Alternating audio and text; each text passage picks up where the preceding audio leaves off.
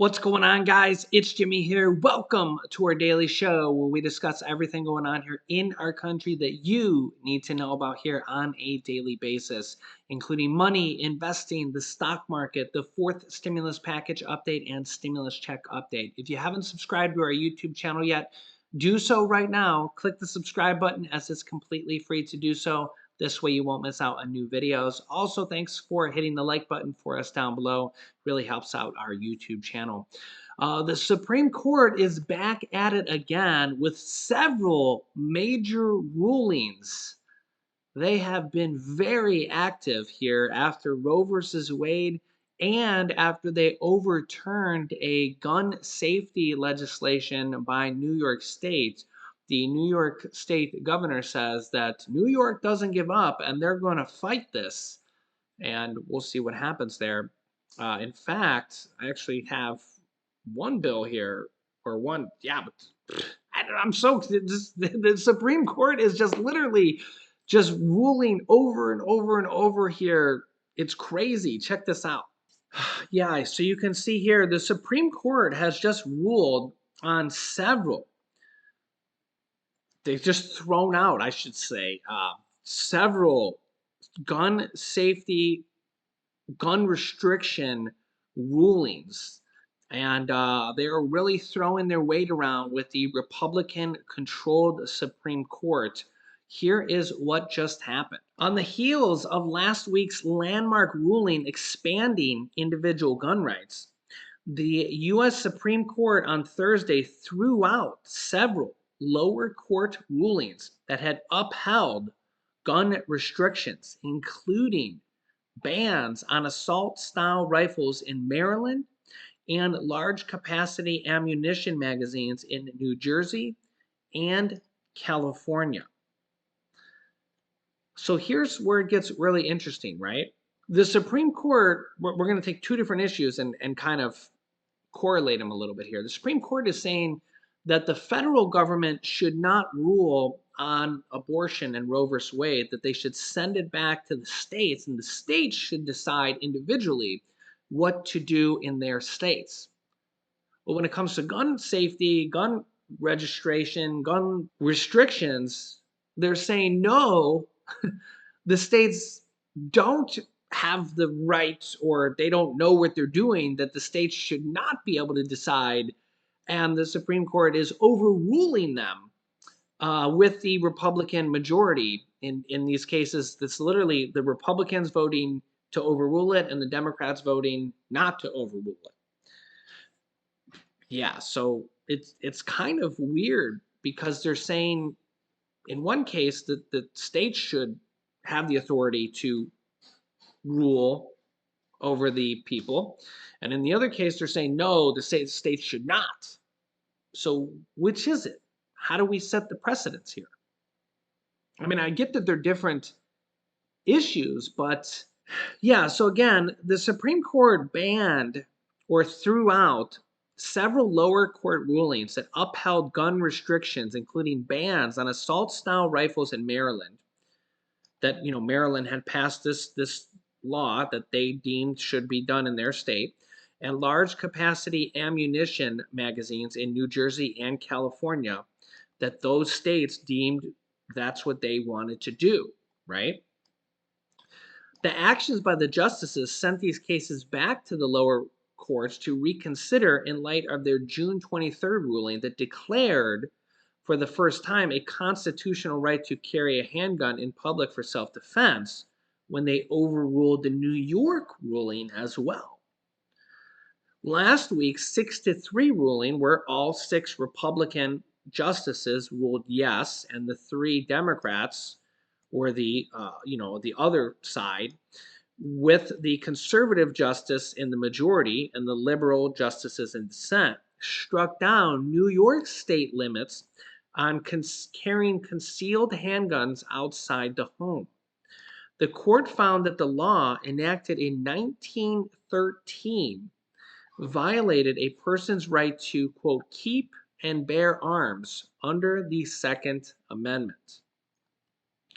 The ruling also clarified how courts must now assess whether regulations are valid under the U.S. Constitution's Second Amendment, requiring them to be comparable with restrictions traditionally adopted through U.S. history. Legal experts say, and gun control advocates fear, such a standard could lead courts to invalidate more gun restrictions nationwide. The justices' action on Thursday mean that lower courts that allowed gun restrictions will have to reconsider decisions, including one upholding Maryland's ban on, well, what Maryland says, quote, highly dangerous military-style assault rifles. Now note that Maryland enacted this ban after a shooter used such a weapon in the 2012 mass killing of 20 children and 6 adults at Sandy Hook Elementary School in Newtown, Connecticut. 5 other states also banned these weapons, Maryland said in a legal filing. Assault type rifles have been a recurring feature in the U.S. mass shootings in recent years, was also used in the May 24th attack that killed 19 children and 2 teachers in Uvalde, Texas, and at the May 14th attack that killed 10 people at a grocery store in Buffalo, New York. The Supreme Court also threw out a lower court decision that had upheld Hawaii's restrictions on openly carrying firearms in public as valid under the Second Amendment. So it's interesting here. The Supreme Court is saying that states basically don't have the right to pass all these different type of gun safety law, gun restriction laws, whatever you want to call them, in their own states. They don't have the right to do that. As you can see, the Supreme Court, which is basically just 6 people voting to overturn this, they've just overturned all this. Okay, so those states basically, the Supreme Court, these 6 people said they don't have the right to do it. All those states don't have the right. But on the other hand, with Roe versus Wade, they said that the federal government should not do this, and with abortions or women's choice, and that states should be the ones that govern and make the choice for the woman, and that the states should be the ones to decide and make the rulings, and the states should decide. Does that seem kind of weird? Where's the precedence? It's like, in one case, the states should decide. In the other case, the states should not decide. Let me know your thoughts here in the comments. Now, on the other hand, the Supreme Court rules for Biden in clash over Trump-era remain in Mexico policy here. This just happened here yesterday as well. Like I said, they've been super active. I got another one here for you after this. Wow. The Supreme Court on Thursday sided with the Biden administration in its effort to end a Trump-era immigration policy that requires U.S. asylum seekers at the southern border to wait in Mexico while their applications are processed. The 5-4 ruling found that the administration did not violate federal immigration law when it sought to rescind the policy. While the justices returned the case to lower courts for additional proceedings, an October rescission by the Department of Homeland Security notes it will take effect, quote, as soon as practical, following a decision from the courts. This one has gone back and forth several times. I know because I've reported it to you guys. Under former President Trump's 2019 Remain in Mexico policy, more than 70,000 asylum seekers were returned from the U.S. to Mexico. The program, formerly called the Migrant Protection Protocols, marked an extreme departure from the previous practice of allowing those fleeing violence and persecution to cross the border and remain in the U.S. while they apply for asylum, a process that can take years to complete.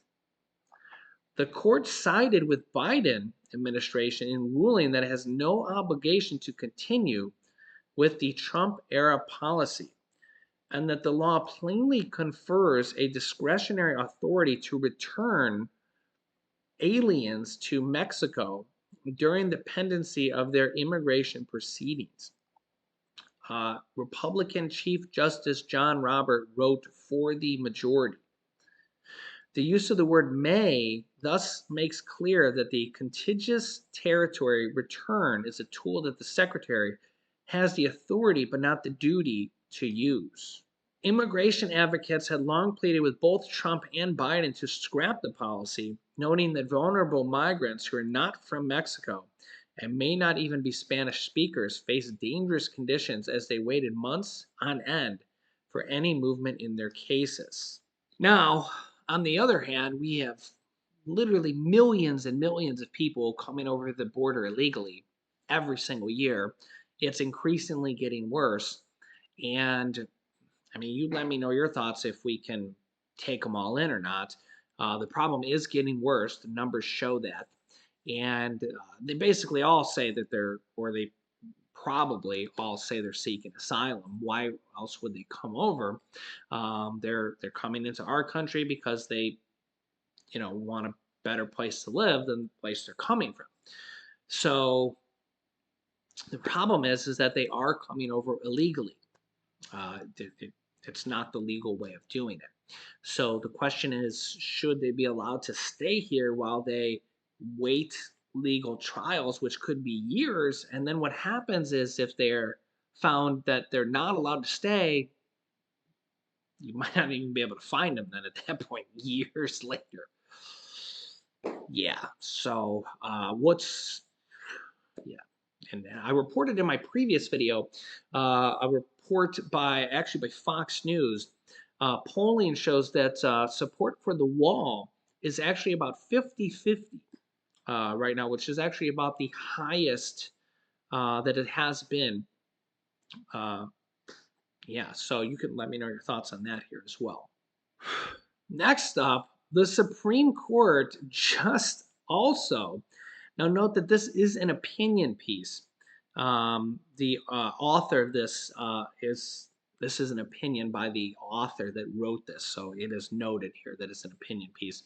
But SCOTUS, the Supreme Court of the United States, that's what SCOTUS stands for if you didn't know that, just quietly slashed your Sixth Amendment rights in yet another ruling. It's like, oh my gosh, can you believe how many rulings are going down here? The Supreme Court's recent assaults on our rights have gone far beyond Roe versus Wade, and Dobbs. The Supreme Court quietly issued another ruling 6-3, 6 Republicans versus 3 Democrats, on Shin versus Martinez, siding against 2 Arizonans on death row who sought to challenge their convictions in federal court after receiving shoddy legal support. The majority's rationale was based on a 1996 federal law was that state sovereignty and legal expediency must be protected at all costs. Unfortunately, those costs are clear. The court's ruling slashed Americans' constitutional right to effective counsel, which is the Sixth Amendment, by eviscerating the life-saving accountability mechanism that allows people to appeal unjust rulings. So imagine if this happened to you. The 6th conservative justice have plainly prioritized the legal system's power to convict and kill over our human right to live. Now remember, this is an opinion piece, but this is what it says here. What is less clear is why.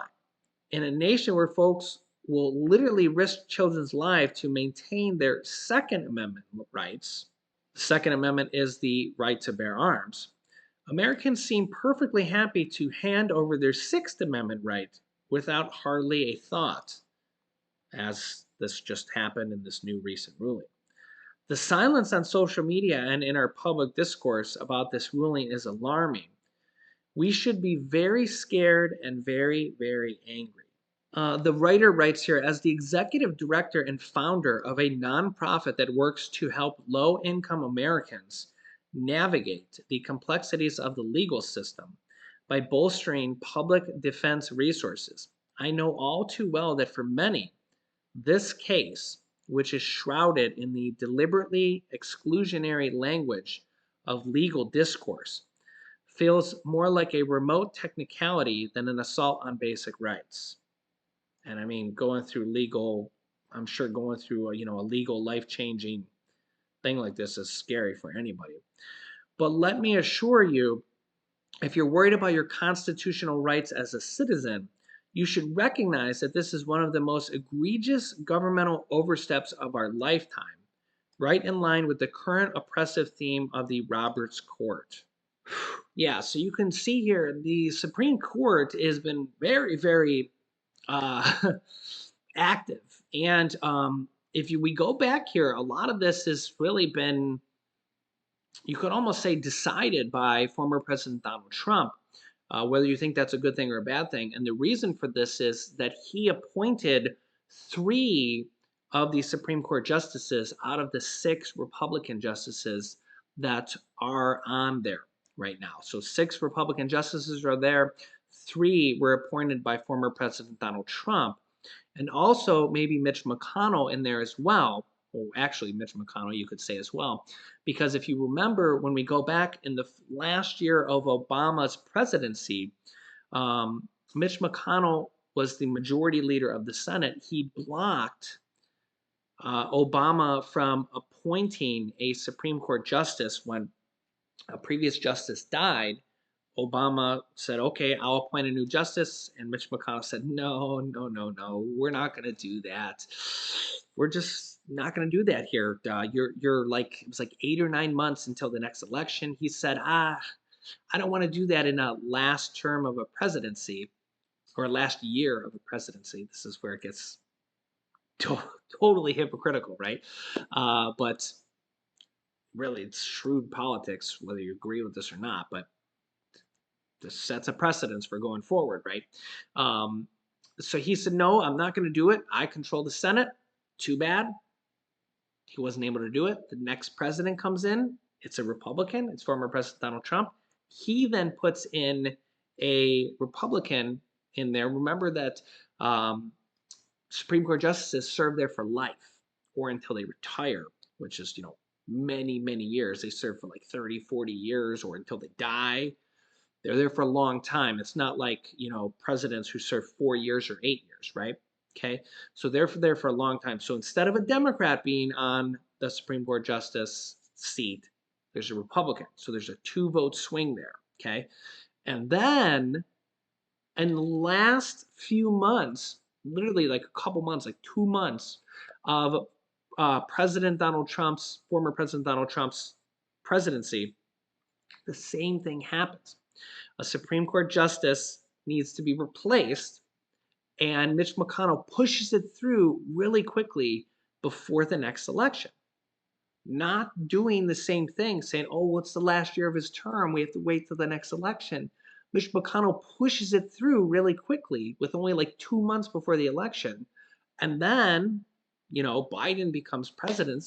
So if he would have held true to his old mantra that in the last year of your presidency before an election, we can't do that. We have to, wait.